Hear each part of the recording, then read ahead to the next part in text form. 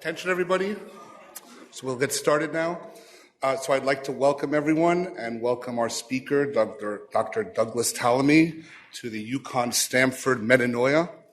Dr. Tallamy is a professor at the University of Delaware for entomology and wildlife ecology.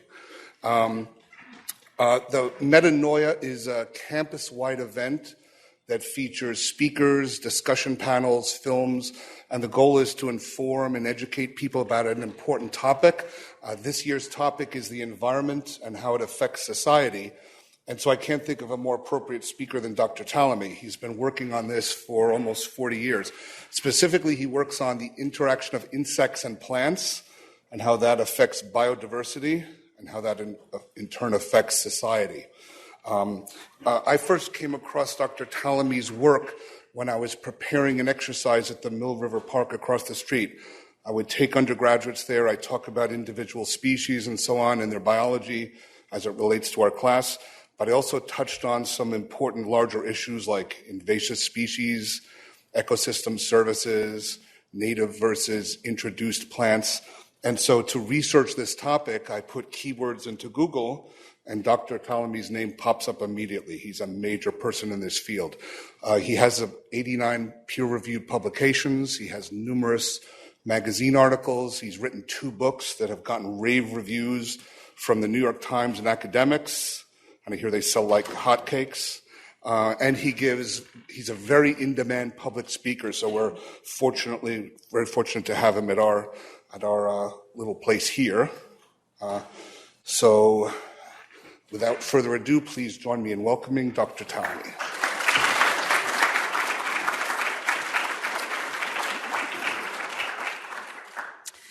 Thank you, Rod. Everybody can hear me? Good. Got a lot to talk about, so let's get started. By the way, I was in California, and a woman was taking notes, and afterwards she came up and showed me her notes. So that's what you should work for. Turns out she was a graphic design artist, but I was impressed. I thought that was pretty good. The whole talk is there. So I want to start by talking about specialized relationships. We cannot restore nature if we don't talk about specialized relationships. So let me give you a few examples. Does anybody know what that bird is? That's the resplendent quetzal. It's an endangered species in the forests of Central America, and it's endangered for one primary reason. It has a very specialized diet. If you don't have fruits of the wild avocado tree, you don't have that beautiful bird. And we've cut down most of the wild avocado trees. But we want that bird in our future, so we figured out we can plant those trees again, and that's what these folks are doing right now. That's a small tree, but they grow pretty quickly, reach the age at which they produce those fruits in not too many years, and it's actually starting to look better for the future of that beautiful bird. But that same conservation scenario is repeated time and again. If you want to save jaguars, you have to have particular species of palm trees. Why palm trees? Because they make palm nuts. And palm nuts happen to be the favorite food of peccaries, which is the favorite food of jaguars. So we're talking about specialization in the natural world, particularly focused on food webs as being the rule. It's not the exception, and it always starts with plants. Now, a lot of people think you get all that specialization in the tropical areas of the world because there's so much there. But there's actually a great deal of specialization up here in the temperate zone as well, and some of the most specialized relationships that have ever evolved occur right in our yards. This is one of them. That is a female bola spider. It's obvious why she's called a bola spider. She does not spin a web. She drops a single strand of silk and puts one sticky glob of glue down from it.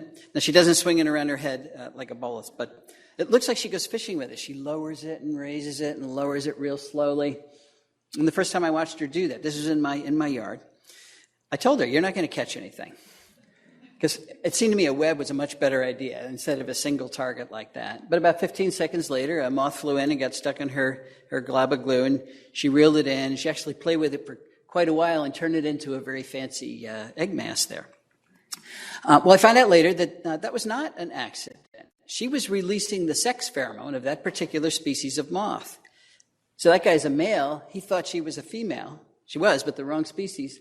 And that's the end of him. And it turns out that every species of bola spider in the world mimics a sex pheromone of one species of moth. So you can have a bola spider in your yard if you have the plant that supports the larval development of the moth that your bola spider is mimicking the sex pheromone of. Very specialized relationship. This is Phlox divaricata, common spring ephemeral in our gardens. They're coming up right now. And they spread readily from seed as long as they're pollinated. But if you look at the entrance to the corolla there, it's extremely narrow. I've watched native bees land on these flowers and try to get their mouth parts in there, and they can't do it. So who's pollinating our phlox? Yes, day-flying sphinx moths. If you watch your phlox, you'll see that species like the hummingbird sphinx here or the snowberry clearwing will come in. They have very long tongues. They sink them deep into the corolla, and when they pull them out, they are covered with pollen. Then they move to the next flower. Very effective pollinators. So you can get your phlox pollinated if you have adult snowberry clearwings. And you can have adult snowberry clearwings if you have larval snowberry clearwings. And you can have larval snowberry clearwings if you have coral honeysuckle. That's the native honeysuckle that is the host plant for that species of moth. Now, even animals we don't think of as having specialized relationships with plants often do, at least at one part of their life cycle. I'm going to use the Carolina chickadee as an example. You up here have black-capped chickadee, but they're doing the same thing. We always think of chickadees as seed eaters because they're one of the most common birds that are feeders all winter long when they are eating seed. But when it comes time to reproduce, they're not eating seeds anymore. Their young cannot eat seeds. They can't digest them. So they switch to insects. And if they are in a healthy environment, most of those insects, almost all of those insects, are caterpillars. And it turns out that they're not exceptions. Most birds are rearing their young on insects, and most of those insects are caterpillars. So let's ask the question, why caterpillars?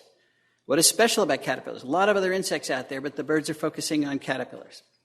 Well, I've been thinking about this. I wondered if it's because they're beautiful. We got a lot of beautiful caterpillars, like the Pandora sphinx, the Coletta silk moth, the spiny rose caterpillar, black-spotted prominent, the curved line owlet, the fawn sphinx. I think that's art in the garden right there. Black swallowtail, very common, but very beautiful. The purple-crested slug, the major daytana, the hieroglyphic moth. This is my favorite, the spun glass slug caterpillar.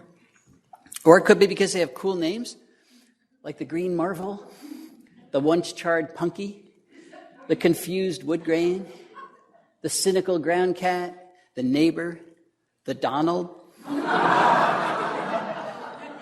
Could be. I know what some of you are thinking. It's not your caterpillar. I know. All right, I am kidding.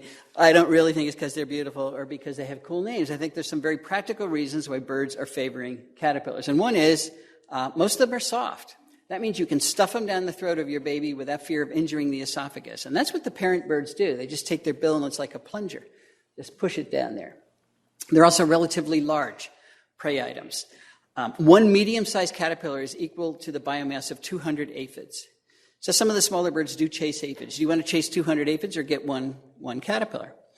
They are nutritious. They're high in protein. They're high in fats. They have a very low percentage of chitin, of exoskeleton, which is undigestible, compared to a beetle, which is mostly exoskeleton, not so much innards. So they're good food for that reason. And it also turns out they are the best source of carotenoids for birds during the breeding season. Now, later on in the season, birds get a lot of carotenoids from berries, but the berries haven't been produced yet in the spring. I mention carotenoids because they are essential components of vertebrate diets, yet we vertebrates don't make them. We don't produce them. We have to get them from plants. Plants are the only things that make carotenoids. And that's why my wife Cindy tells me I have to eat my carrots to get my beta-carotene, have to eat my tomatoes to get my lycopene, my whatever that is to get my lutein. And she makes sure I eat all of that stuff because they stimulate my immune system. If I have a lot of carotenoids, I am generally healthier. They are antioxidants. They run around our bodies and protect our DNA from oxidative damage. They improve color vision. When your mother said, eat your carrots, you will see better, she was right. She didn't know she was right, but it turns out she was right. They improve sperm vitality. Who doesn't need that? Improve sexual attractiveness. Now we're talking about birds like this male prothonotary warbler. He's taking the carotenoids and putting them, he's building pigments out of them. So he is bright yellow because he's had access to lots of luteins. Well, back to chickadees. Chickadees are not eating plants when they're reproducing, and they're vertebrates. They don't make their own carotenoids. So they have to get their carotenoids from something that did eat plants. And yes, that something is insects, but here's the key. Caterpillars have twice as many carotenoids as other types of insects and 3 times as many as spiders. And spiders are important components of bird diets. So it's turning out that caterpillars may not be optional parts of bird diet. They may be essential parts of healthy bird diets. And that means if you're a chickadee and you're trying to reproduce in a particular area, you're not going to be able to do it if there are not enough caterpillars in that particular area. Well, how many is enough caterpillars? That's the next question. How many caterpillars does it take to bring a clutch of chickadees from egg through to independence? The answer is it takes a lot, and it was these birds that taught me that. I put a little chickadee box up in my yard, and I set it low so I could set my camera up and take pictures of what they were bringing back to the nest. That's when I learned they were bringing back caterpillars, but I also learned they were bringing them back very quickly. Both the male and the female are out foraging all the time, so they can bring a caterpillar back to the nest once every 3 minutes. In one 27-minute period I was watching them, they brought back 30 caterpillars. How do they do that? By bringing back more than one at a time. Sometimes a whole bunch. And they're doing this all day long, about 6 a.m. to about 8 p.m., during the light hours. All right, next question is, how many species of caterpillars do they bring back? Well, first of all, chickadees and other birds are not flying great distances from the nest when they're foraging. They forage about 50 meters from the nest. So if you want breeding chickadees in your yard, you need everything they need in your yard. Well, I watched them for 3 hours, and during that 3 hours, they brought back 17 species of caterpillars within 50 meters of the nest. That's an important point, because if I had 1 or 2 species of caterpillars in my yard, and it happened to be a bad year for those particular species, so there weren't very many out there, there wouldn't be nearly enough caterpillars for the chickadees to be able to successfully reproduce. But if I have 17 species or 34 species or 134 species, and I'm counting them now. Out of all the pictures of caterpillars in my yard, I have 805 species so far. So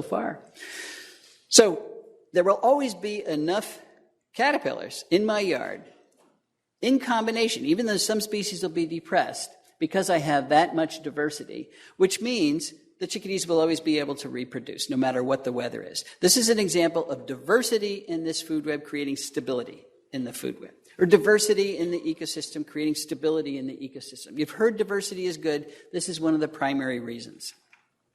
Okay, a guy by the name of Brewer, way back in 1961, decided he would count all the caterpillars that Carolina chickadees bring back to the nest, and it turned out to be 390 to 570, depending on the number of chicks in the nest.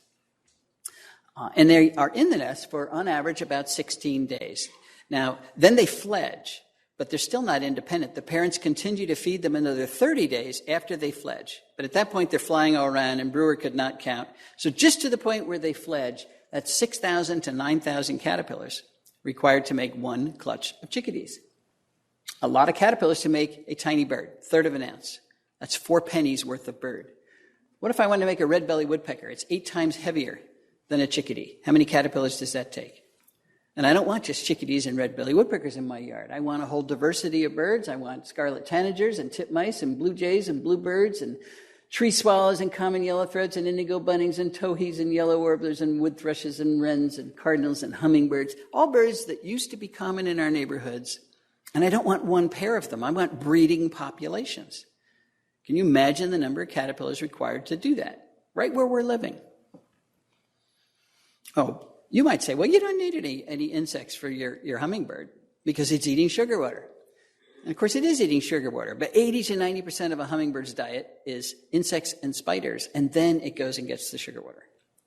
And that is true for 96% of the terrestrial birds in North America. They are rearing their young directly or indirectly on insect protein. And when I say indirectly, if they eat a spider, the spider needed insects to become a spider.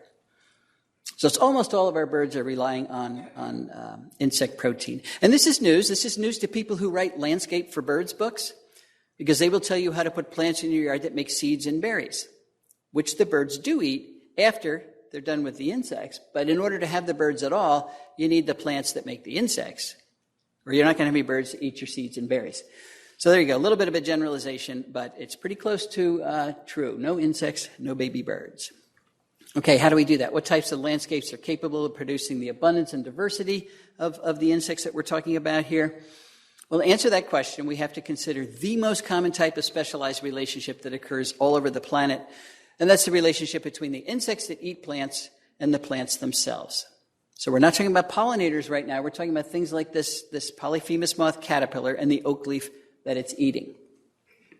Remember, plants really don't want to be eaten. They want to capture the energy from the sun and use it for their own growth and reproduction. So they've loaded their leaves with nasty tasting chemicals, secondary metabolic compounds that make those leaves either bitter or downright toxic.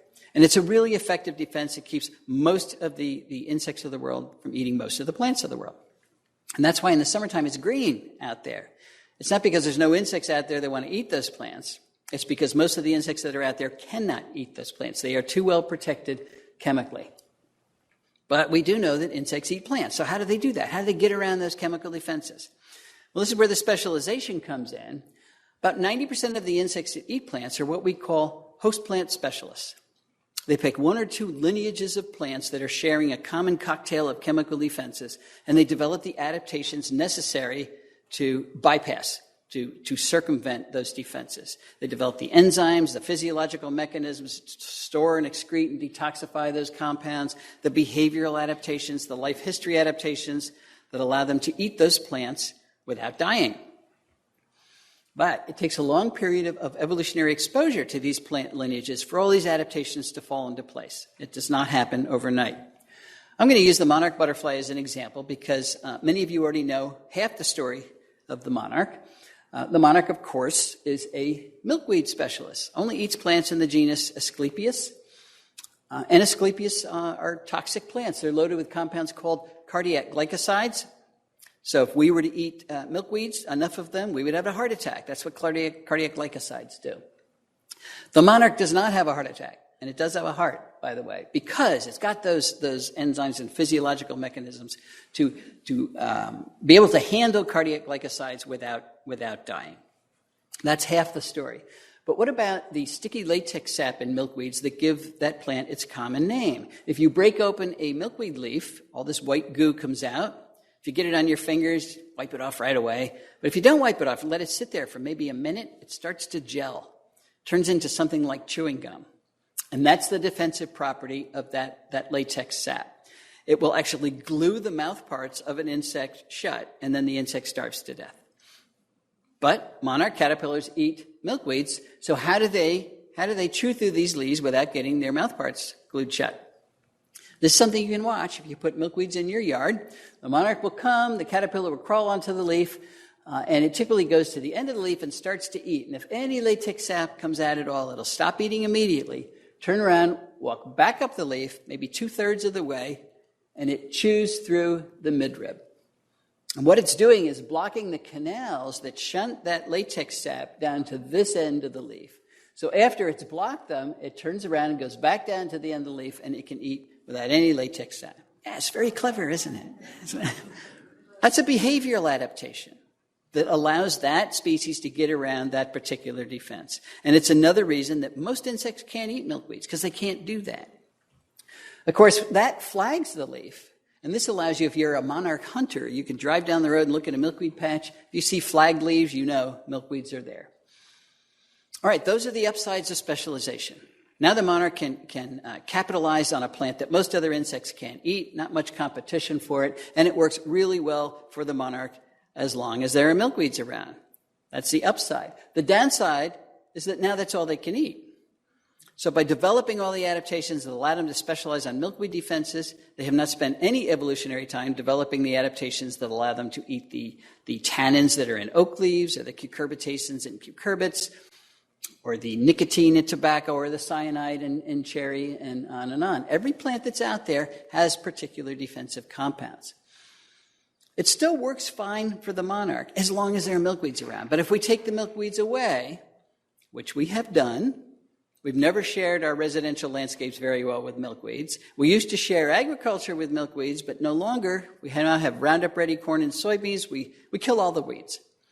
So there's no more milkweeds for the monarch. There's no more goldenrod or asters to help the monarch migrate to Mexico in the fall. It needs forage all the way south.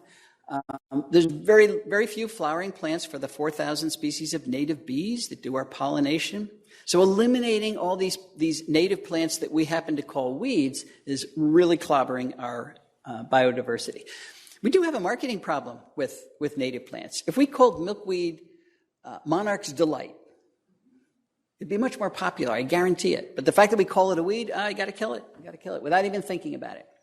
And that, of course, is why the monarch has declined so much. We've lost about 96% of the monarchs since 1976. Only about 3.6% of them left.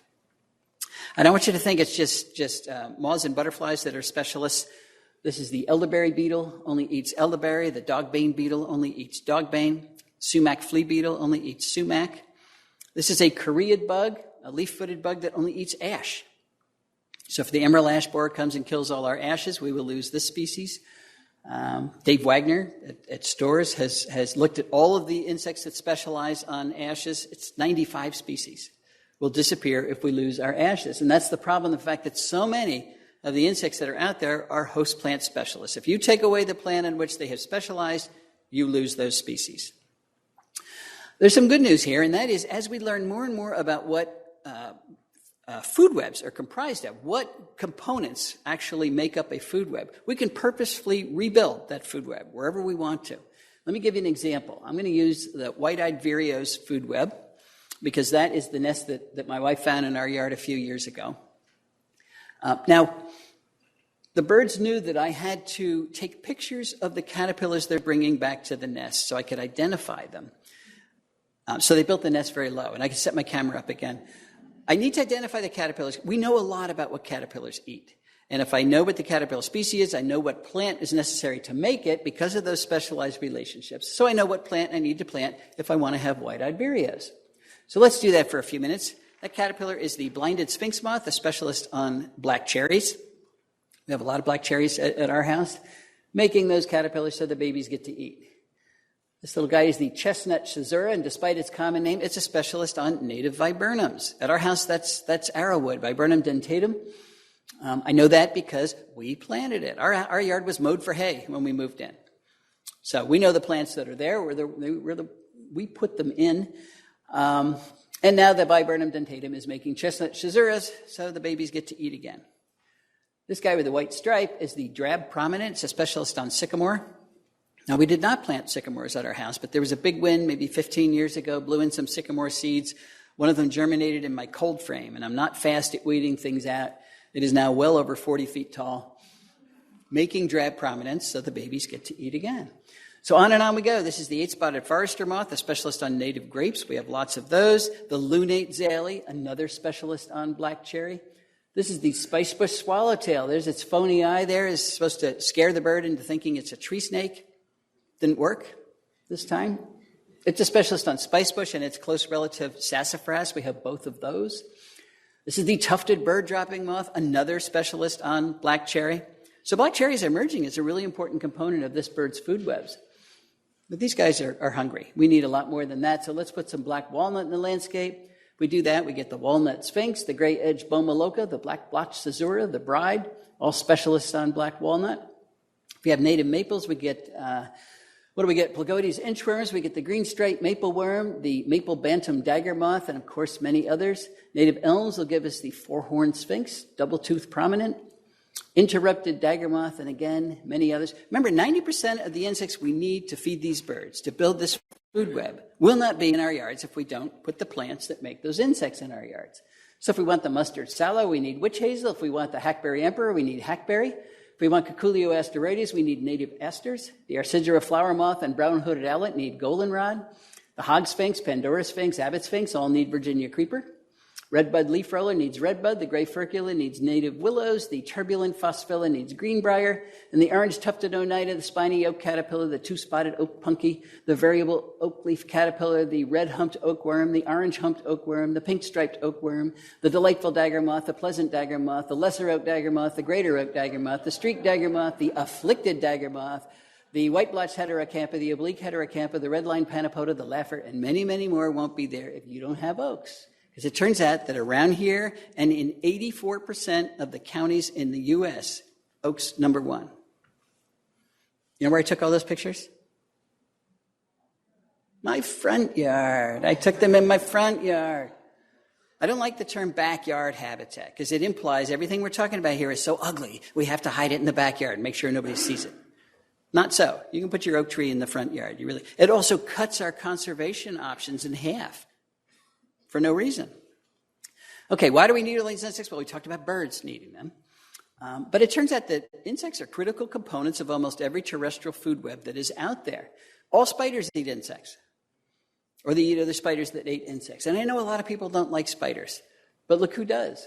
It's the second most important component of bird food webs. You take away your spiders, you're still clobbering the birds. They're also really critical predators that are out there. Too many mosquitoes, you need spiders. Don't be killing them in your house. You need them.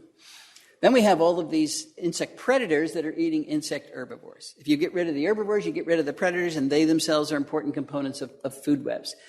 If we get rid of our insects, we get rid of our frogs, we get rid of our toads, all of the amphibians, because they all eat insects.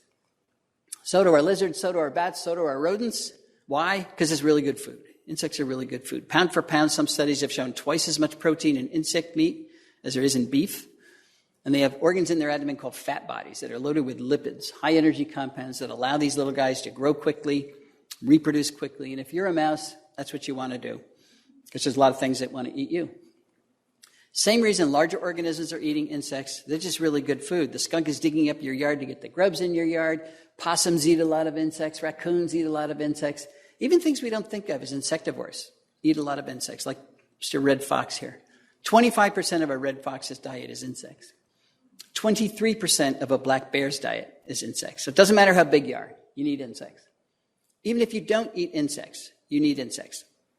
This is a sharp-shinned hawk. It's a bird predator. You might think, well, I can get rid of all the insects in my neighborhood and I'll still have sharp-shinned hawks. But think about it. If you get rid of all the insects in your neighborhood, you've gotten rid of all the birds that this guy eats. So he doesn't need them directly, he needs them indirectly. Same thing with the garter snake. He's not eating insects directly, he's eating the frogs and toads that ate the insects. A world without insects is a world without biological diversity. And E.O. Wilson told us decades ago that a world without biological diversity is a world without humans. And that's why this is important for everybody. I don't care where you live. I don't care if you hate all the life forms around you. You absolutely need them. E.O. also says that insects are the little things that run the world. He wrote some papers about this. We don't have time to go into all the reasons they're the little things that run the world, but here's the important thing. If E.O. is right, and he's never been wrong, we're losing the little things that run the world, and we're just starting to measure it. So this is not good. 30% of Europe's orthopterans, the crickets, the katydids, the grasshoppers, are facing extinction. 30%. Germany, with 80% decline in insects since 1989. Recent studies have shown they've already lost 46 species of moths and butterflies from Germany. Here's the big one. Invertebrate abundance globally, and think insects, has declined 45% since 1974. 45%. So if the little things that run the world, we've lost half of them. Not at all good. We absolutely have to turn that around. And of course, if we've lost the insects that are driving these food webs, we're going to lose the things that depend on those insects. In most cases, we are not measuring that, but we do measure what's happening to our birds, because we have a lot of people that like birds. This is the State of the Birds report. 2016, 432 species of North American birds at risk of extinction.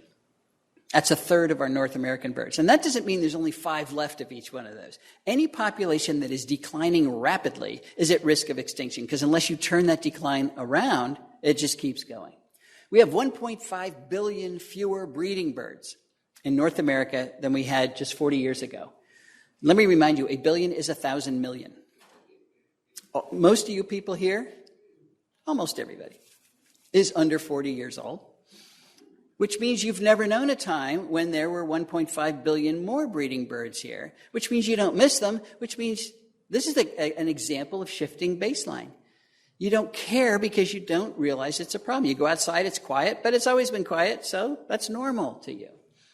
Not normal. 46 species lost half their population. These statistics all demonstrate that the ecosystems supporting our birds are not happy. And this is another reason we have to pay attention. They're the same ecosystems that support us. So let's talk about what we can do about this. First, we have to identify the problem. There's several problems out there, but one of them is we've got parks and preserves, and they're not preserving. They're not preserving the species we want them to preserve. Why not? Well, a couple of reasons, but the main one is they are too small.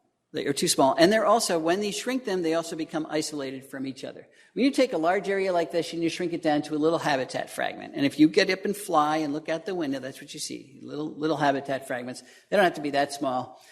You're taking large populations and shrinking them down to small populations. And that's the problem. Small populations are highly vulnerable to local extinction.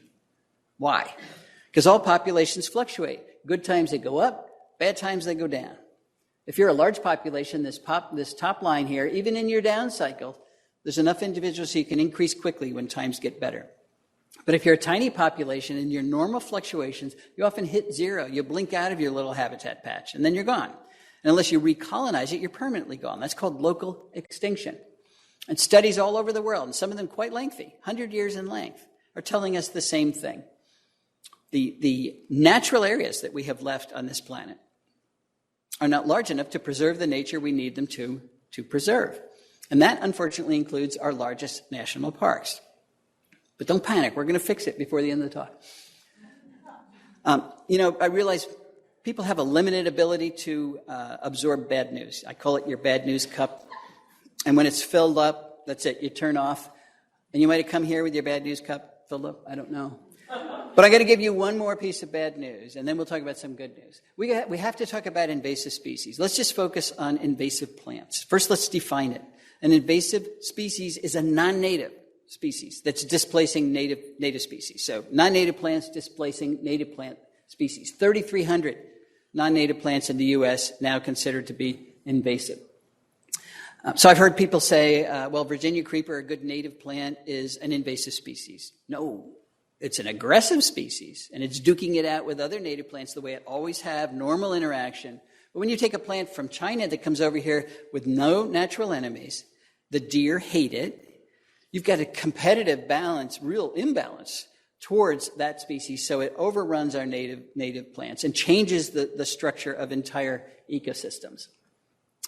So here's an example. This is White Clay Creek State Park. I drive by it on the way to work when I go to University of Delaware, and in maybe 2 weeks from now, it's been cold, so maybe 2 weeks, this is what it's going to look like. The plants from Asia leaf out before plants from North America. You can notice that up here with your Asian plants as well.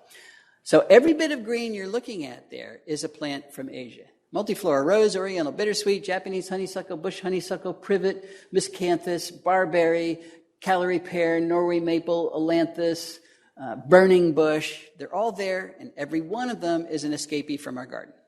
We have brought them over here for ornamental purposes, and now a third of the vegetation in White Clay Creek State Park is from Asia. Why does that matter? Remember those specialized relationships? These guys haven't been here long enough for our insects to adapt to them, so they're not producing the food that drives the food webs. So White Clay Creek now becomes a third more sterile than it used to be. How sterile is that? Well, we can measure this. That's what we've been doing in my lab for the last, 12 years now. What happens to food webs when you take away native plant communities and replace them with a hodgepodge of plants from someplace else? We have a lot of papers. You can go to the literature and read them. We didn't try to make it easy for you, but we always get the same answer. So read one, you got the answer to all of them. But you know what? I know you're not going to read any of them. So let's talk about something you can do at home. You can go home, you can do this. You should not believe everything everybody tells you, particularly today. Demonstrate it yourself. By today, I mean in today's world. I don't mean right now. I call this my 12 by 12 experiment. Something you could do, your kids can do, your school kids can do. That's 12 feet by 12 feet, staked out. So now you get to control the life that is going to be in that 12 by 12 section. Right now it's staked out in lawn. You could keep it as lawn. You could get on your hands and knees on Wednesday and count all the biodiversity in there. Won't take you that long. And then, of course, on Saturday, you mow the lawn and kill it all. Or we could put a tree. Let's put a tree in the 12 by 12 space.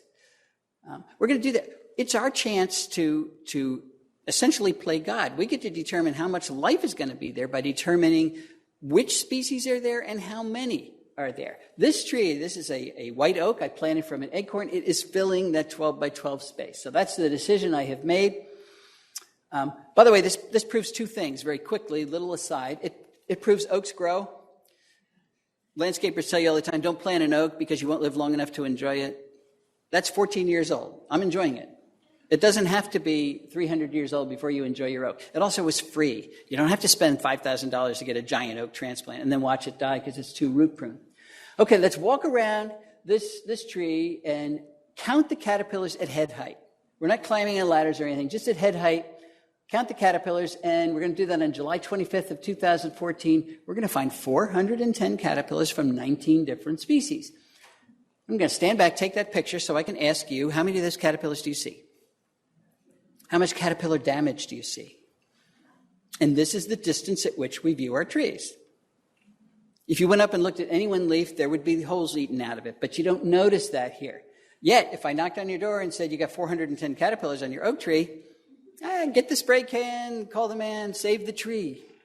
You don't have to save the tree. It's been doing this for millions of years, interacting. It's sharing part of the energy it's captured from the sun with those caterpillars, so now we have some birds and other life things in the yard. I met a woman in New Orleans this year, Tammany Baumgarten, and she suggests we all practice the 10-step program. Take 10 steps back from your trees, and all your insect problems disappear. So I think that's a good idea. Okay, let's go to black cherry now. This is another species here, about same size, 12 by 12. Count the caterpillars on the lower branches, same day, 239 caterpillars from 14 different species. Now let's go to my neighbor's house. My neighbor moved in the same month that we did, same size property, but he had different plant choices. He really liked Callery pear, Bradford pear. It's an invasive species from China. So he planted 32 of them. So the first thing we have to do is pick which Bradford pear we're gonna count. Actually, the first thing we have to do is make sure he's not home. Let's count this one, 12 by 12, count the caterpillars. One caterpillar from one species, one inchworm. Then we go to his burning bush. These are both highly invasive plants. I'm pulling them out of my property all the time. 12 by 12 section, count the caterpillars, 4 caterpillars from one species, 4 little leaf skeletonizers. Too small to be part of a local food web. Okay, in science, you replicate. We just got a pattern, but was that due to chance, or is that a real pattern? We have to do it again, and again, and again, and again. Let's do it again the next day, July 26th. We're going to use the same species, but different plants, different representatives of those species. We get the same pattern. We get different numbers, but the same pattern. 233 on the white oak, 53 in the black cherry, 2 in the burning bush, 1 on the Callery pear. And no matter how many times you repeat this, that is the pattern you're going to get. The plants from Asia are unable to support viable food webs because they have not been here long enough for the adaptations required to create those food webs to form. They're not evil plants. They just haven't been here long enough. And you might say, well, a few more years. No, tens of thousands of more years. And we've got data to prove that. Just trust me on that one.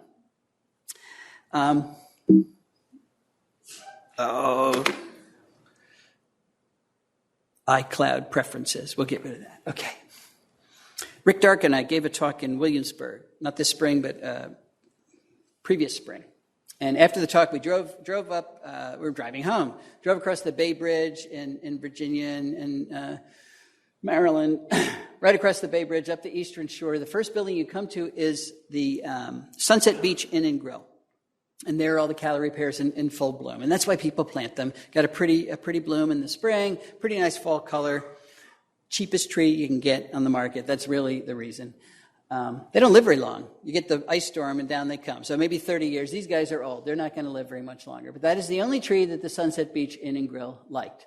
Well, we kept driving right past that property. And the very next property was this one, which it turns out is owned by a nature conservancy. I don't know how many acres it is, but look, it is thoroughly invaded with the offspring from those trees. And that's what a plant invasion is. This is the landscape ethical dilemma of our times. A lot of people would argue the Sunset Beach Inn and Grill has the right to put any plant they want on their property. But do they have the right to biologically pollute all the property around them, to ecologically castrate it? One caterpillar. We're not going to grow any chickadees or anything else there. And I can drive from New York City to Richmond in just a couple weeks when the Callery pear is out, and it is white all the way down both sides of the road. And we didn't plant any of those. That's what a plant invasion does. A guy by the name of Roy Dennis from England recently said that land ownership is more than a privilege, it's a responsibility. We occupy the biosphere of the planet, very thin zone of life. And despite what you've heard about Mars and other things, it's the only life we know about at this point. It's the only life that's ever going to support us. And we've chopped it up into little pieces. We said, Tom owns this, Dick owns this, Harry owns that. Well, along with that ownership comes the responsibility of maintaining the only life in the universe. That's part of it. Because if nobody does that, then we don't have the life, and then we disappear. So there is a big responsibility there, but we have to know how to do this. We do it with the first trophic level, with plants, but we have to put the right plants there. So which are the right plants? Well, I won't belabor how we come up with these lists, but that is a ranking of the Mid-Atlantic, the woody plants, plant genera in the Mid-Atlantic states. From the ones that support the most caterpillars, the things driving these food webs, the little number after each plant genus is the number of species of caterpillars that use that plant as a host plant, as recorded in the literature, to the ones that support very little. Well, we have created a list like this, for every county in every state. And it is now launched called Native Plant Finder, launched on the National Wildlife Federation website. Had a very good lunch. You go to that website, Native Plant Finder, and put in your zip code, and the ranked list of both woody and herbaceous plants for your county will come up. All you have to remember is Native Plant Finder. There's a similar tool that Audubon has put out, and it works in this part of the country. So you can go to that as well. So now you know the most powerful plants for supporting food webs. When we made these lists for all over the country, we saw a very striking pattern. We saw that there's just a few plant genera making most of the food. I started calling them foraging hubs. I found out, audiences don't like that. But this was my reasoning. I was on a Delta plane once, not going anywhere. So I was reading the Delta magazine, and those are the Delta hubs. And that's exactly what I'm talking about with foraging hubs. Let's make them foraging hubs. There you go. Oak, a willow, a cherry, a pine. All the lines going into this oak. Could be a species of bird, could be an individual bird, a lizard, something going to that tree because there's a lot of food there. These other black dots in this landscape are also plants, and there are lines going into them, but not very many, because they're not making very much food. So what would happen if we took these, if we don't like foraging hubs, let's call them keystone genera. If we took these keystone genera out of the landscape, you'd still have dozens of other plants, but you would have a failed food web, because none of them are making enough food to support the things that need to live in that landscape. And it turns out that just 5% of the local plant genera are generating between 73 and 75% of the food necessary to run these food webs. So we can flip that on its head. We can say that if I used 95% of the available plant genera, but didn't include these keystone genera, I'd still have a failed food web. You make only 25 to 27% of the food. So what's this saying? It's a nuance that we're just starting to think about. It used to be, well, non-native plants not so good, native plants great at making food. But the reality is, not all native plants are great at making food. We need to focus on the ones that are the best, then we can diversify with the other guys.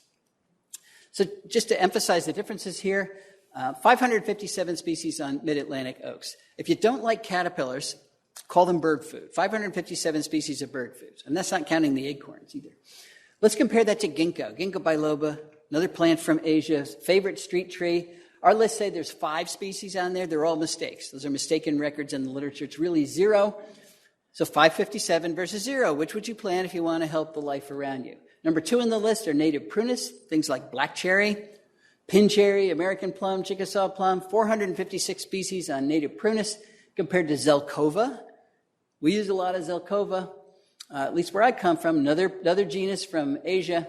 I guess we use it because it looks like the elms we lost to Dutch elm disease. 0 caterpillars on Zelkova. This is what they look like. If you want a plant that's going to interact with nothing, not share any of its food, Zelkova is for you. But why don't you get a plastic Zelkova or a silk one, and then you don't have to water it. It'll be just as interactive. This is Pieris japonica, and this illustrates an important point. We have a native Pieris, but it's not a productive native plant. It only supports 2 species of caterpillars. I don't think Pieris japonica supports anything. Could be a native viburnum that supports 103 species. So every time you choose a plant for a landscape, either your parents' landscape, your corporate landscape, your local park, these are the consequences of that choice. Think of the plants in your yard as if they are bird feeders. There you go. They're bird feeders. Now you could feed You get to determine how well you're going to feed the birds. You can feed them a lot or just a little bit. This is what the landscapes around me look like.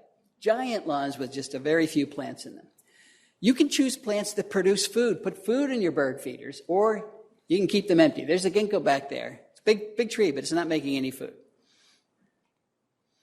And when we landscape in a way that does not feature these keystone genera, these foraging hubs, we're not fooling the birds. Here's a little bit of data from my PhD student, Desiree Narango, who's finishing up 3 years of work in the suburbs of Washington, D.C., where she's looking at chickadee breeding success in relation to the landscape plants where the nest is. So she followed 93 pairs of breeding chickadees. In this case, that's where the nest is. This is the foraging territory. 95% of the foraging that was required to feed the babies in that nest occurred within this red line here. And 95% occurred on these blue areas. Those are the trees on which they did 95% of their foraging. So let's see what they are. Maybe hard to read, but they're all the native trees in this little landscape here. Basswood, sweet gum, American elm, black cherry, 2 species of oaks. Let's also look at the trees where the birds were not going. And they're all the trees from Asia. Japanese maple, silk tree, there's our friend the ginkgo, black poplar, crepe myrtles, saucer magnolia. Very easy to picture a landscape where those are the dominant plants. And when that happens, this is a failed nest. After Desiree took the 3 dead chicks out of the nest, she noticed a bunch of sunflower seeds in the bottom of the nest. Now remember, baby chickadees can't eat seeds.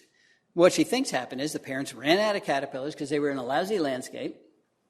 Somebody had a bird feeder up, so they tried to feed them seeds anyway. They couldn't do it, so the birds starved to death. So again, there are consequences from the choices of plants that you choose for your landscape. Here's a summary of her results. When she compared primarily native landscapes to landscapes dominated by introduced plants, she found the ones dominated by introduced plants produced 75% fewer caterpillars. They were 60% less likely to have breeding chickadees at all, even though there's a nest box up there. The parents would come look around and say, there's not enough food here. We're not even going to try. If they did try, those nests contained 1.5 fewer eggs. They were 29% more likely to fail or less likely to survive. Same thing. 1.2 fewer fledglings, and it took them 1.5 days longer. Now, you might say, well, those aren't huge differences, but when you put them all together, this is the population growth model that comes up. And sometimes when we project this, the error bars around here disappear for some reason. But this is replacement rate. That dotted line is the number of chicks that the chickadees have to make to replace the number of parents that die that year. That's the only thing that's sustainable. If it's below that line, it's not a sustainable population growth model. Well, the only time it was above that line with error bars is around 20% or less or fewer non-native plants in the landscape. When you get more than 25% non-native plants in your landscape, you're well below the replacement rate. Her average landscape is around 56% non-native. I've measured them where I come from, 79% non-native. So these are ecological sinks. We're drawing the chickadees in. They try to reproduce. They make a few babies, but not enough to keep the population going. So if we're wondering why we've got all those bird species and steep population decline, building landscapes that starve the birds is probably part of it. She's also looking at the number of migrants that stop in these landscapes while they're migrating in the spring migration. 51 species so far have stopped in the suburbs of D.C. You know, migrating birds don't fly around our cities. That's impossible. They go right through them. They fly all night, and when they come down during the day, they have to rest and they have to eat. They've got to gas up again. They've used up all their energy. If they come down in the land of ginkgo, there's nothing to eat. And that's the end of the migration. A lot of people say, I do not have a property big enough to support a breeding bird, and that might be true. But if you have a property big enough to plant one tree, you can help migrating birds, if you choose the right tree. So you don't have to save biodiversity for a living, but consider saving it where you live, because you really are a very important component of modern-day conservation. As a matter of fact, property owners now are the future of conservation. We have moved plants and animals all over the world, creating what ecologists now call novel ecosystems. And a novel ecosystem is simply one in which the players, the members of that ecosystem, are just meeting each other for the first time in evolutionary history. Well, what that means is they have not had the time to develop the specialized relationships that run nature, which means If you're a member of a specialized relationship and all of a sudden your ecosystem is shaken up, your host plant is gone, you disappear as well. So novel ecosystems are losing species rapidly, and it prompts me to ask, how many species do we need? Do we humans need? Let's be selfish about it. How many do we need? I'm going to argue that we need all of them. We need all the species because the research is showing it is the plants and animals in our ecosystems that produce the ecosystem services that support us. We should call them biodiversity services, and then people might appreciate why you need that bird or that plant around. There was a huge study, 2000 to 2005, the Millennium Ecosystem Assessment. 170 scientists from around the world measured the planet's ability to support us. And their unhappy conclusion is that we have already degraded planet Earth's ability to support humans by 60%. That's the ocean, by the way. That is not a recycling plant. That's the same as taking planet Earth and shrinking it by 60%. At the same time, we keep continuing to expand our populations and grow our economy. We can expand our populations and grow our economy at the same rate that the planet is growing. People say, is he crazy? We have to grow forever. Well, go to South Africa in July. Go to Cape Town in July. When they hit day 0, no war or anything, just 2 million people without water. We've turned the Earth into Gone with the Wind here. And the species that used to be in this site are gone with the wind. That was designed for aesthetics. It was not designed to run an ecosystem. But now we have to do that where humans are. We have to increase the Earth's ability to support us by putting the plants back that we have removed. Where are we going to do that? 85.6% of the U.S. east of the Mississippi is privately owned. 83% of the entire country is privately owned. We're going to do it on private property. So all you have to worry about is the property that you own or you have permission to manipulate. Don't worry about the big picture. You won't get any sleep if you do that. Worry about your own property. Increase the ecological integrity of your little homestead, and I'll be happy. And it's a much more doable thing. All you have to do is raise the bar about what we've asked our landscapes to do. In the past, we've asked them to be pretty. We're good at that. We can keep doing that. But they also have to support life. We have to have viable food webs at home. They have to sequester carbon for all the obvious reasons. They have to manage our watershed. Everybody lives in a watershed. Nobody has the ethical right to destroy that watershed. We have to pump carbon into our soil. What's doing that? Plants are doing that. And we have to support pollinators. It is now politically correct to support pollinators, or it was last year. Why do we need to support pollinators? Everybody will say because they pollinate our crops. They pollinate a third of our crops. Yeah, but that's not a good reason. They pollinate 80% of all plants and 90% of all flowering plants. If we lost our pollinators, we'd lose 80 to 90% of the plants on the planet. Not an option. It is simply not an option. Forget our crops. Worry about the big picture. We have to save pollinators, and we have to save them at home. We're not talking about good land stewardship here. We're talking about essential land stewardship. These things are not optional. There's a family that lives in this house. If they're not generating all the ecosystem services they use every day, they've got to borrow them from someplace else. We used to borrow them from nature. Well, there's not enough nature anymore. They're not going to borrow them from their neighbor because he's not making any. Probably not going to borrow them from their township's open space, if it looks like my township's open space, which is a huge lawn with a paved path around it and people walk in circles around it. We think if there's not a building on a space, that's good land stewardship. That is not good land stewardship. That is not good land stewardship. This is a house down the street from me. These are 4-calorie pears, but they're all gone. They fell down last year. So now there's no trees there at all. No food webs. The worst option for sequestering carbon you can come up with is lawn. This giant lawn is actively destroying my watershed and is supporting no pollinators. It's not the future, folks. It's not the way to go. We've measured the amount of lawn in southeast Pennsylvania, northeast Maryland, and Delaware. In residential neighborhoods, 92% lawn. Looks like that. 92% lawn. 10% of the tree biomass that could be there is there. And they're almost always these short-lived ornamental trees from Asia. That's not the way to sequester carbon. Got to get the big guys there, which are going to pump that carbon into our soils. Here's my neighbor's house. 32 Bradford pears. Every tree he's put in his 10 acres is a non-native plant. Because he doesn't know anything about plants. He doesn't know native or non-native. He's just looking for something pretty. He's looking for what everybody else does. So he goes to the nursery and he finds a pretty plant.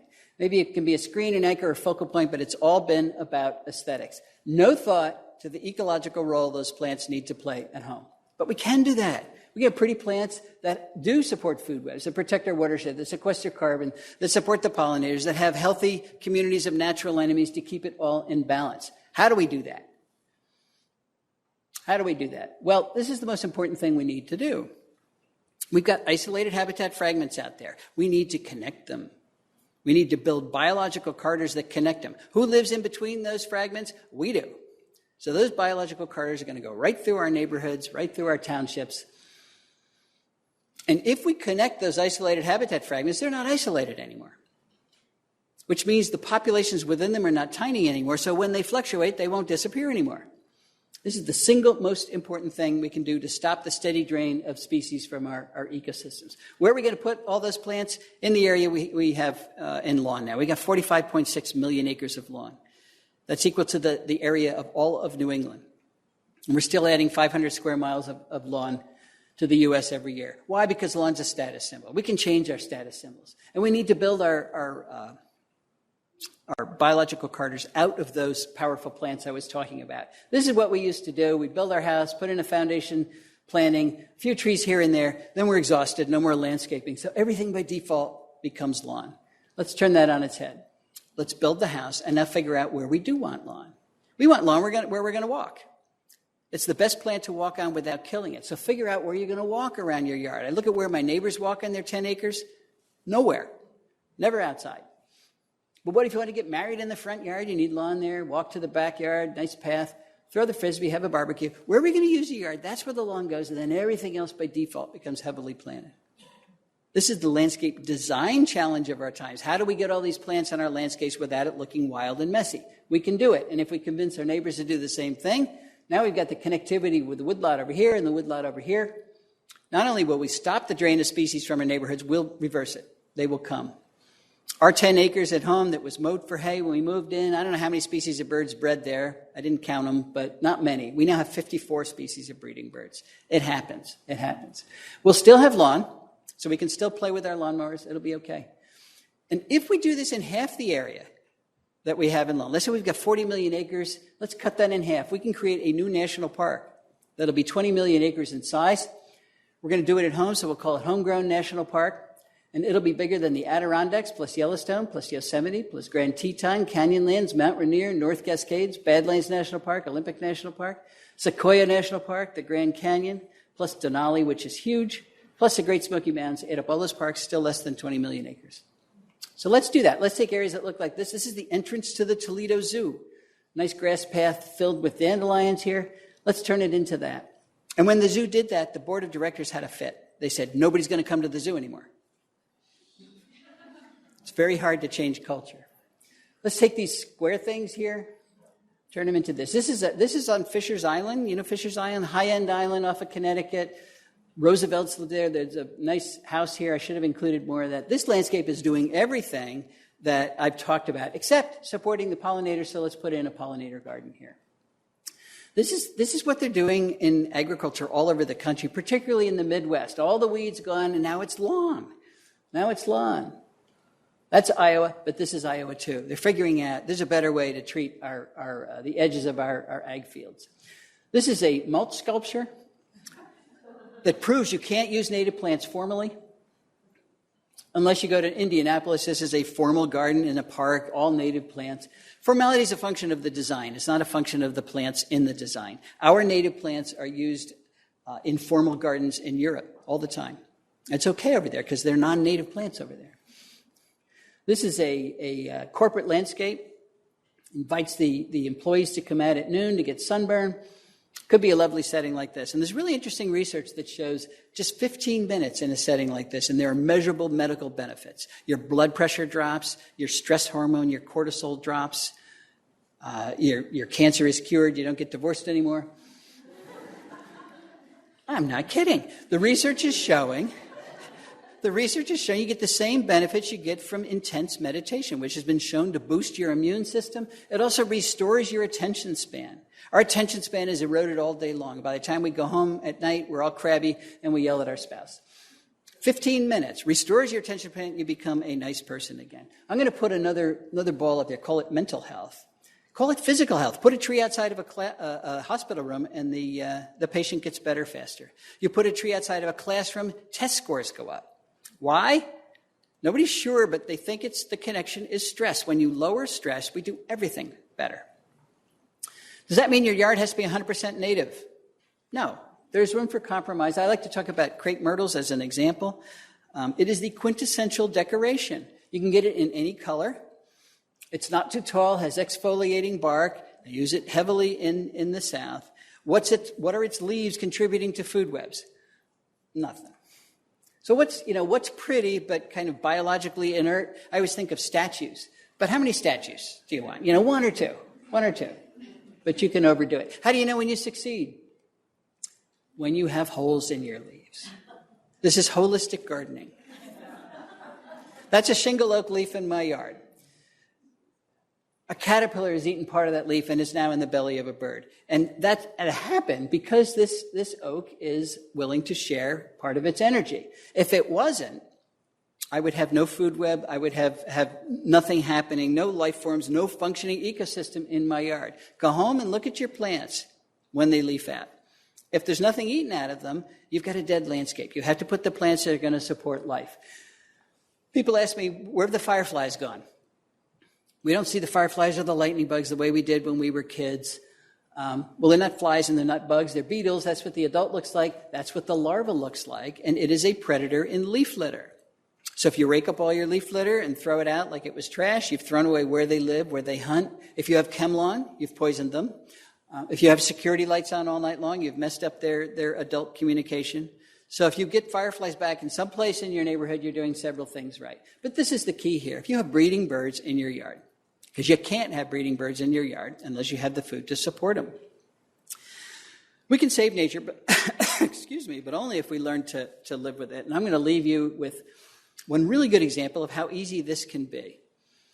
This is the Atala butterfly, and it turns out that residential neighborhoods in South Florida accidentally saved this species from extinction. How did that happen? Well, it is a small lycaenid butterfly. It's beautiful as an adult. It's beautiful as a larva. It's beautiful as a chrysalis. But it is an extreme host plant specialist. It's one species of plant, the coontie, a native cycad in South Florida. Well, coontie has an interesting history. It had a lot of starch in its roots. The Seminole Native Americans used to know that, and they used it as a source of starch. When the settlers, the European settlers, came to Florida, the Seminoles taught them. A lot of starch in coontie roots. Well, around 1900, somebody said, let's make a starch industry out of coontie roots. So about that time, the starch in our shirt collars came from coontie roots. In 1908, I think it was, in the census in Miami, 80% of the people identified their occupation as starch gatherers. And they did. They gathered all the starch. They eliminated coontie from the wild, extirpated it. There were a few plants in gardens, but it was gone, which of course means the butterfly disappeared. 1973, we got the Endangered Species Act. There was a desperate attempt to find some Atalas somewhere in Florida so they could get it listed as an endangered species so they could get some conservation money to try to save it. But they couldn't find any. So they got it listed officially as extinct. But about that time, coontie was recognized as a valuable landscape plant for South Florida. It does well in the sandy soils. It's a low-growing evergreen shrub. So they started to promote it. Then we get these big plantings like this that are commonplace down there now. And look who showed up again. I used to say nobody knows where it came from, but somebody's claiming, there was a remnant population on one of the keys, and it's now out colonizing all these coontie plantings. And it's doing really well. I was in Vero Beach not long ago. It's as far north as Vero Beach. Very successful. And that's what I love about this example. It truly was a mistake. They never got the Atala listed as an endangered species. They never got one dime of conservation money, which is good because you don't have very many dimes. The only thing it changed is they changed the palette of plants used in residential landscaping by one. They added coontie, and the butterfly saved itself. It saved itself from a very low population, which means this is a very powerful form of conservation. If we can save this butterfly by accident, by changing the plants we use in landscaping, think what we could do if we made conservation a conscious goal of landscaping. I think it's going to work. We have to start soon. But nature's turned out to be a lot more malleable and resilient and forgiving than I ever thought she would be. I can guarantee she's not endlessly forgiving. There is a point beyond which we can push her. But I do believe that she's given us a final mandate, but I think she's going to give us one more chance as well. Remember what the Donald says, make America native again. All right, thank you very much.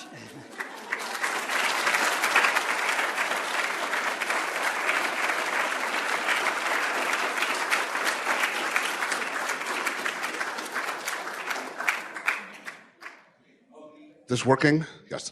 I'll be passing the microphone around for questions now. Before that, I'll say that this presentation has been recorded, and after this, he's going up to the main campus, where he's going to do a presentation on a different topic, but for a more academic audience. Both of those are being recorded, and you should be able to find them on our website, the UConn website, in a couple of days. And I think it'll eventually be on YouTube. And for all the students in the class, there's a sign-out sheet. Do you have the sign-out sheet? Just make sure you put your name on the sign-out sheet before you leave. So, who has a question? Any questions? Oh, and there's a bunch of books for sale, so you can come up and get them signed. There's a question.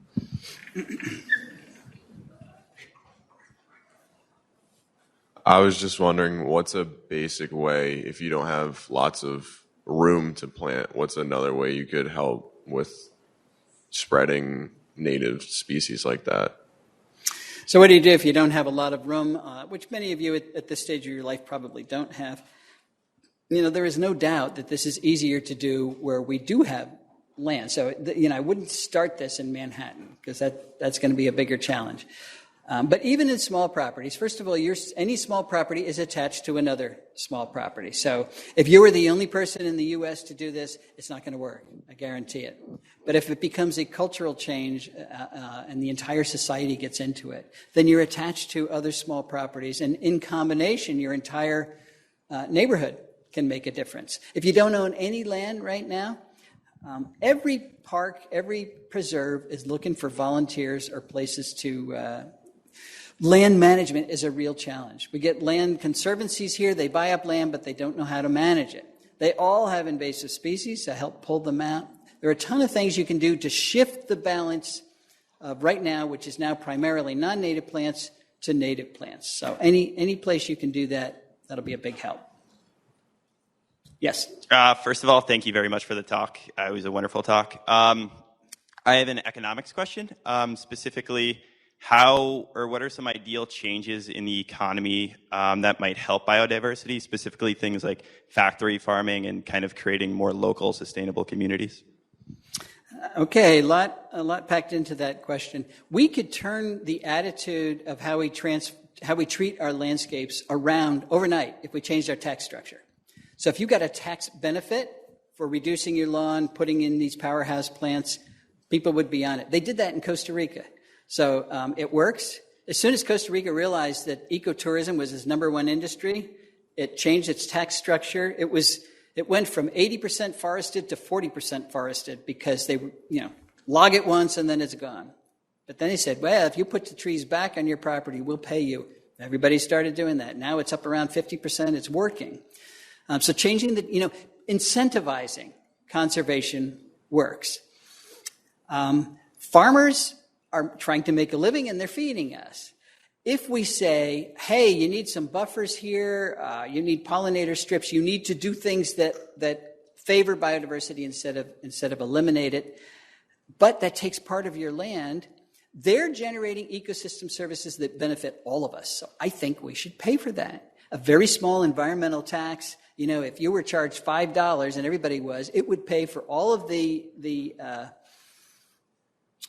any of the sacrifices that growers around the country are making to generate ecosystem services, to stop creating the dead zone in the Gulf, to improve things, the water quality of our systems in general. We should be willing to pay for that.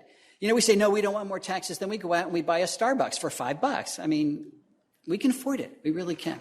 So, yes. Thank you for your presentation. I thought it was excellent. Thank you. It seems that most of us who have yards tend to buy our plantings at nurseries. And how have you done getting this message across at the nursery, which is the supply point for people who are going to plant plants. Right. I mean, I think that would be a big jump if if they would hear your presentation and the importance of native plants. They are hearing it. I've been talking about this for 10 years. I talk to nurserymen all the time, big trade shows. The thing that drives their behavior are your buying habits because you're the market. They're reluctant to carry stock that nobody's going to buy. They are increasing their native stock. I have seen important changes, but really, they don't care about native or non-native. They just want to sell a plant. So if they're convinced you're not going to buy a native plant, they're not going to carry it just to be nice guys. So convince them that these are plants you will actually buy. As a follow-up, what can you do or what can we do to convince the nurseries to at least expose the native plants and the importance to the environment? Well, that is why I write the books, and that's why I give the talks. And as I said, I really do see a difference. I thought I'd get a lot of pushback from the nursery industry, but I really haven't seen it. They're open to it as long as the plants sell. So I have a pretty decent backyard, and I do garden as much as I can, but we have 2 beehives in our backyard, and I'm wondering if it would be more beneficial to sustain them by planting like more types of wildflowers and shrub plants or like trees. Like I'm just not, I mean, I know they're pollinators, but I'm just wondering about like the rest of the species that they interact with. The answer is, what should you plant to help your bees? And the answer is both, because there are a lot of flowering trees. Number 2 there, cherries. You ever seen a black cherry in bloom? It is loaded, and the bees are all over it. Many of our bushes, our buttonbush and our clethra and our winterberry are excellent pollinator plants. We always think of the little flowers as good for pollinators, and they are too. But the woody plants are important. So I would get a healthy mix of both. Yeah. Yes.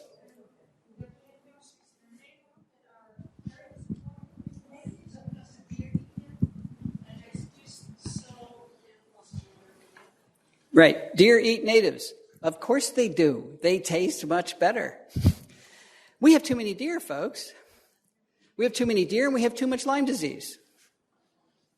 We know what to do about that. There's 2 things we can do. We can put the predators back. It is not the deer's fault. We have taken away all deer predators, and now the only predator is the car. It's not a good one. And insurance companies don't like that solution. So it is the law of ecological balance. All populations will grow until they are curbed by something, either by starvation, disease, or predators. So if we take away the predators and don't tolerate them, we're going to have to be the predators. That's the only solution. And I know the social problems with that, but in the meantime, I have had Lyme disease 5 times. Getting a little tired of it. Too many deer.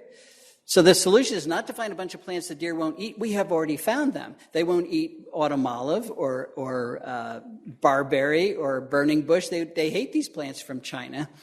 So now we've got landscapes loaded with them. Not the solution. The solution is to balance the herbivore leather. We've got to get those deer down. I know that's not a satisfactory answer, except who's in charge of running things? We are. We vote for the township people. We are in charge. The people who run our townships work for us. If we all say we need to control the deer, it will happen. Or you're voted out. They will listen. I'd like to add to what was said before about if I don't have a big yard, how can I help? And this is for us local people. I'm Sue Sweeney. I run the Scalzi River Walk Nature Preserve at Scalzi Park. This is Vinny Piselli. He runs the Mill River Collaborative Horticultural Program right across the street here. You don't have a yard like me because I live in a high-rise? Come over and help us remove the invasives and plant the natives. We'll take you 5 hours a year, 10 hours a year. I'd love you every week. So look for your local conservation group here in Stamford or whatever town you live in, and come and help us save and make that diversity in our public spaces.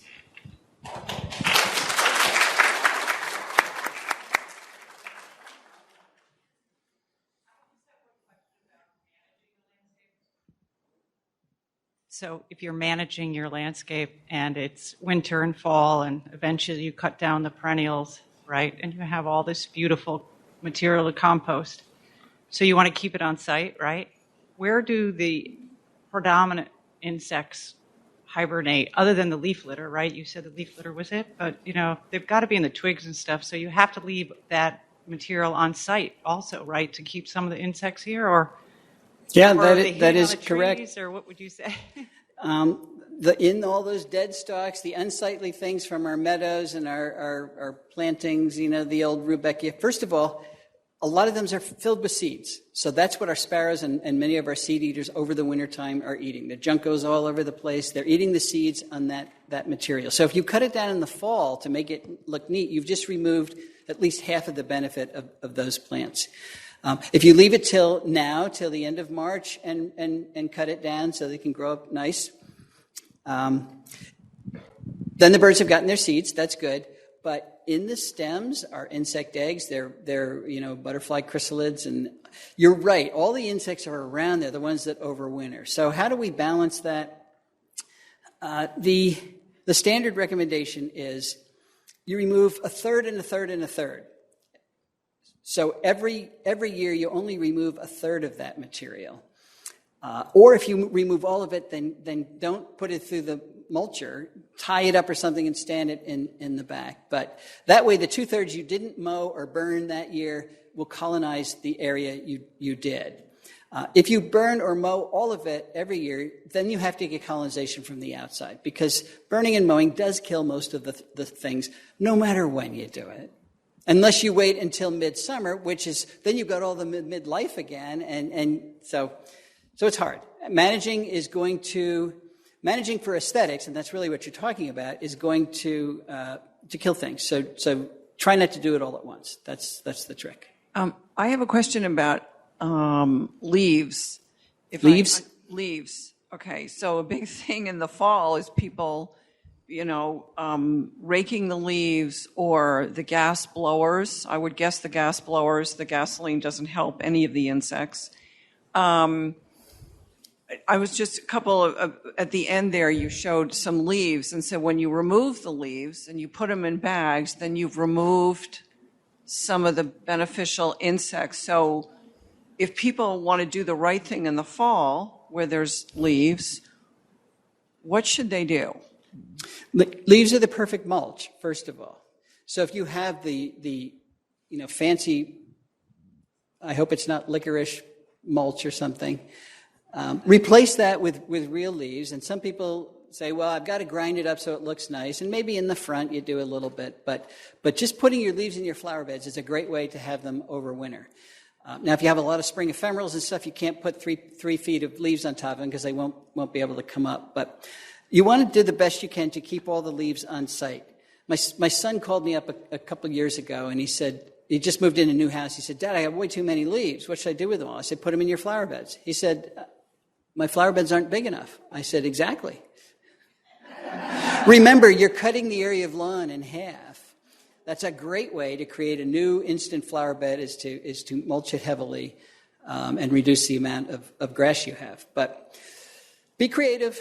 But every time you put them out for the garbage, you're not only getting rid of insects, you're getting rid of all the nutrients that are in those leaves. You're probably leaving bare ground someplace, which is the worst thing you can do for your soil biota. So work to keep your leaves on property.